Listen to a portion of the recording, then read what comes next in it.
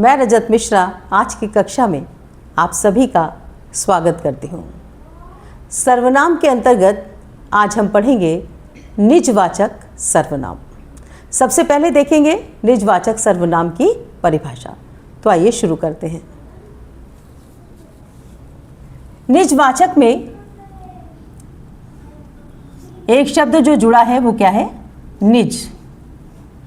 निज का क्या अर्थ है?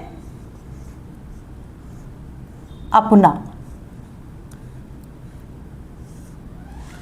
निज का अर्थ क्या है? अपना। और वाचक क्या है? वो शब्द है जो अपने विषय में बताता है। तो निजवाचक सर्वनाम की सीधी परिभाषा क्या बनेगी कि वे सर्वनाम शब्द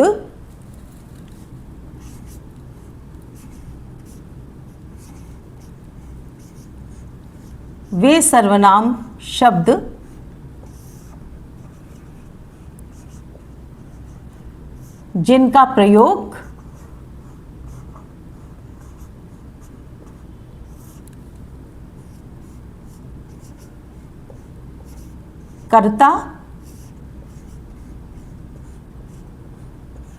कर्ता इस कर्ता से क्या मतलब है? सब्जेक्ट से।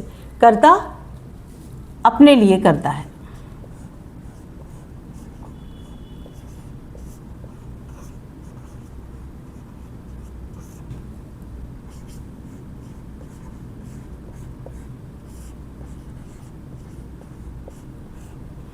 क्या परिभाषा है? वो सर्वनाम शब्द जिनका प्रयोग कोई भी कर्ता अपने लिए करता है। बहुत बार हम ऐसे वाक्य बोलते हैं जिसमें हम क्या कर रहे होते हैं? निजवाचक सर्वनाम का प्रयोग कर रहे होते हैं। जैसे हम कहते हैं वो स्वयं चला जाएगा।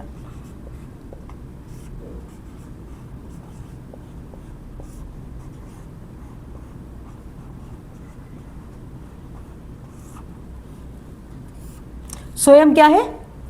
निजवाचक सर्वनाम है, क्योंकि इसका प्रयोग हम किस लिए कर रहे हैं? कर्ता के अपने लिए प्रयोग हो रहा है।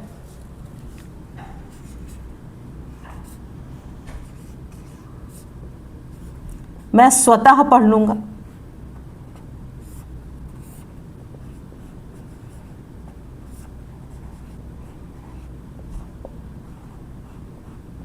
या जैसे हम कहें कि आप रहने दीजिए, वो ये काम अपने आप कर लेगा। तो अपने आप या आप भी क्या है? निजवाचक सर्वनाम है। या हम कहें कि ये मेरा कैसा है? निजी भवन है। तो निजी भी हम किस लिए? निज का भी प्रयोग हम कहाँ कर रहे हैं? अपने लिए कर रहे हैं।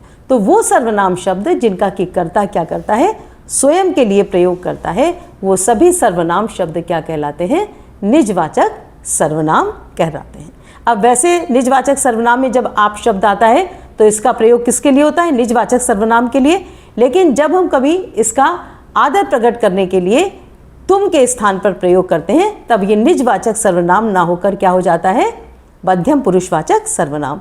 जैसे मैं कोई वाक्य कहूँ कि आप ऐसा क्यों कर रहे हैं, तो यहाँ पर आपका प्रयोग हम किस लिए कर रहे हैं?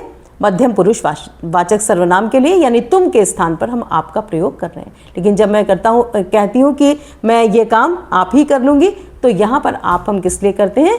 निजवाचक सर्वनाम के लिए करते हैं। तो इसका अंतर भी आप ध्यान रखें और ऐसे वाक्यों का क्या करें? अभ्यास करें और चैनल को ऐसे वीडियोस देखने के लिए सब्सक्राइब करें। Thank you.